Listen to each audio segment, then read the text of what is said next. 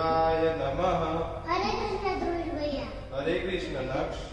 अथ प्रथमोऽध्यायः। अथ प्रथमोऽध्यायः। अर्जुन विषाद योगः। अर्जुन विषाद योगः। धृतराष्ट्र उवाच। धृतराष्ट्र उवाच। धर्मक्षेत्रे कुरुक्षेत्रे। धर्मक्षेत्रे कुरुक्षेत्रे। समवेतायुयुत्सवः। समवेतायुयुत्सवः। मामकाः पाण्डवाश्चैव। मामकाः पाण्डवाश्चैव। किमकुर्वत सञ्जय।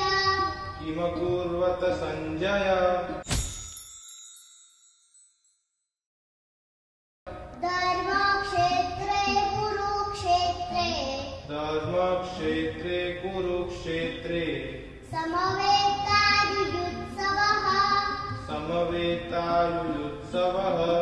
मामकाः पाण्डवाश्चैव। मामकाः पाण्डवाश्चैव। किमकुर्वत सञ्जय।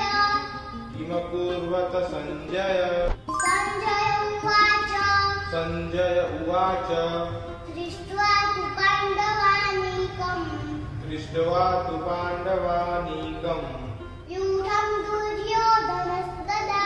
व्यूढं दुर्योधनस्तदा। आचार्यमुपसंगम्य। आचार्यमुपसंगम्य।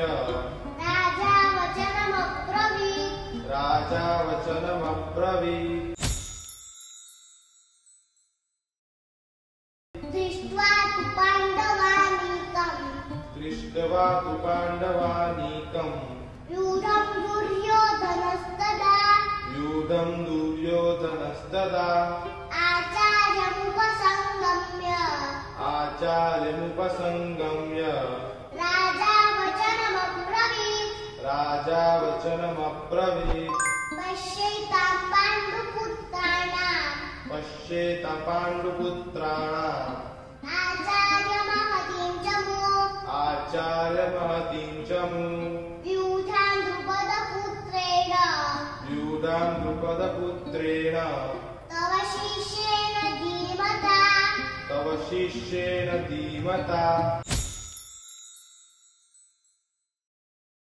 पश्यैतां पाण्डुपुत्राणां। पश्येतां पाण्डुपुत्राणाम्। आचार्यमहतीं च मूं। आचार्यमहतीं च मूं। व्यूढां द्रुपदपुत्रेण। व्यूढां द्रुपदपुत्रेण। तव शिष्येण धीमता। तव शिष्येण धीमता। अभी हम तीनों श्लोक साथ में करते हैं। धृतराष्ट्र उवाच। धर्मक्षेत्रे कुरुक्षेत्रे। समवेतायुयुत्सवः। मामकाः पाण्डवाश्चैव। किमकुर्वत सञ्जय। सञ्जय उवाच। दृष्ट्वा तु पाण्डवानीकम्। व्यूढं दुर्योधनस्तदा। आचार्यमुपसंगम्य। राजा वचनमब्रवीत्। पश्येतां पाण्डुपुत्राणाम्। आचार्यमहतीं च मूं। व्यूढां द्रुपदपुत्रेण। तव शिष्येण धीमता।